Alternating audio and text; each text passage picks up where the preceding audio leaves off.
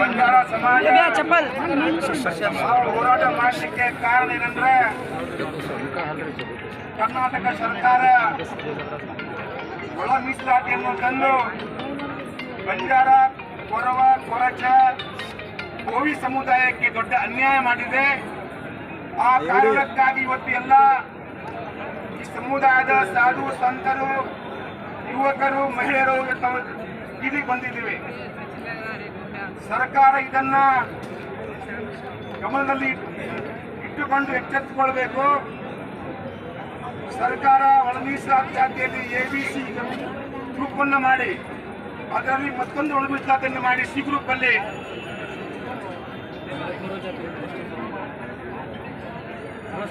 ಈ 4 ಸಮುದಾಯಕ್ಕೆ 80% ಮತ್ತು ಮನೆಮಾಡಿ ಜನಾಂಗಕ್ಕೆ 20% ಕೊಟ್ಬಿಟ್ಟು ಸರ್ಕಾರ ದೊಡ್ಡ ಅನ್ಯಾಯ ಮಾಡಿದೆ. ಈ ಮುಂಚೆ ಆತ್ಮವೊಂದಾದ ವರದಿಯನ್ನ ಸರ್ಕಾರ ಪರಿಗಣಿಸದೆ ತನಗೆ ಮನಸ್ಸಿಗೆ ಬೇಕಾಬಿಟ್ಟಿಯಾಗಿ ಇಂದಿನ ಸಿದ್ದರಾಮಯ್ಯ ಅವರು ಮುಖ್ಯಮಂತ್ರಿ ಇದ್ದಾಗ ಆದೇಶವನ್ನು ಮಾಡಿದ್ದು ಈ ಸರ್ಕಾರಕ್ಕೆ ದೊಡ್ಡ ಅನ್ಯಾಯವಾಗಿದೆ. ಆ ಅನ್ಯಾಯವನ್ನ ಸರಿಪಡಿಸುವಕ್ಕೋಸ್ಕರ ಇವತ್ತು ನಾವು ಹೋರಾಟ ಮಾಡ್ತಾ ಇದ್ದೀವಿ. ಸರ್ಕಾರ ಹಿಂದಿನ ಇನ್ನು 10% ಮೀಸಲಾತಿ ಇತ್ತು. ಅದರ ಪ್ರಕಾರವೇ ಇವತ್ತು ಸರ್ಕಾರಿ ಹುದ್ದೆಗಳನ್ನು ಅವರು ನೇಮಕಾತಿ ಮಾಡ್ಕೋಬೇಕು. ಅನೇಕ ಹುದ್ದೆಗಳು ಈ ನೋಟಿಫಿಕೇಶನ್ ಮಾಡಿದ್ದಾರೆ ಸರ್ಕಾರ. ಲಕ್ಷ್ಯತೆ ಕೊಡ್ತಾ ಇದ್ದೀವಿ. ಈಗಾಗಲೇ ಹೈಕೋರ್ಟ್ ಅಲ್ಲಿ ನಮ್ಮ ಕೇಸ್ ನಡೀತಾ ಇದೆ. ಅದಕ್ಕೆ ಸ್ಟೇ ಸಿಕ್ಕಿದೆ. ಈ ಸ್ಟೇಯನ್ನ ಮುಂದುವರಿತಾ ಇದೆ. ನ್ಯಾಯಾಂಗದ ಆದೇಶ ಬರುವವರೆಗೆ ಸರ್ಕಾರ 15% ಮೀಸಲಾತಿಯಲ್ಲಿ ನೇಮಕಾತಿಯನ್ನು ಮಾಡ್ಕೋಬೇಕು.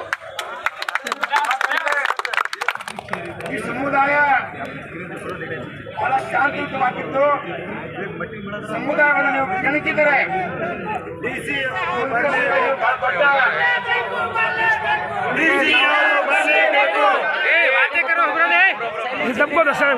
ಈಗಾಗಲೇ ಅನೇಕ ಹುದ್ದೆಗಳು ಸರ್ಕಾರ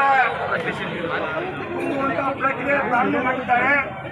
ಅದರಲ್ಲಿ C ಕ್ಯಾಟಗರಿಗೆ ಬರುವಂತ ಹುದ್ದೆಗಳು ನೇರವಾಗಿ ಅನುಮಾನಕ್ಕೆ ಹೋಗ್ತಾ ಇದ್ದಾವೆ. ಹಾಗಾಗಿ ಸರ್ಕಾರ ಅದನ್ನ ಅಲ್ಲೇ ಮೊಟಕುಗೊಳಿಸಿ ಅಲ್ಲೇ ನಿಲ್ಲಿಸಿ ಮುಂದಿನ ನ್ಯಾಯಾಲಯದ ಆದೇಶ ಬರುವವರೆಗೆ ಯಾವ ಹುದ್ದೆಯನ್ನ ಅವರು ತುಂಬಬಾರದು ಅನ್ನುವುದೇ ಅದಲ್ಲೇ ಅವರು 10% ಮನವಿಸಾಗಿತ್ತು. ಅದರ ಪ್ರಕಾರ ಮನವಿ ಮಾಡ್ತಾ ಇದ್ದೀವಿ. DC ಸಾಹೇಬರು ಮನವಿಯನ್ನು ಅವರು ತಗೊಳ್ಬೇಕು.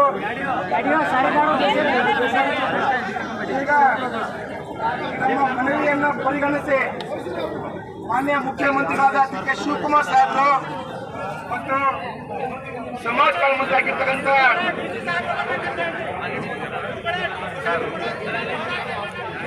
ಮುನಿಯಪ್ಪ ಸಾಹೇಬರು, ಗೃಹ ಮಂತ್ರಿಗಳು, ಇಡೀ ಸರ್ಕಾರ ಅಧಿಕಾರಿ ಬರಲೇಬೇಕು.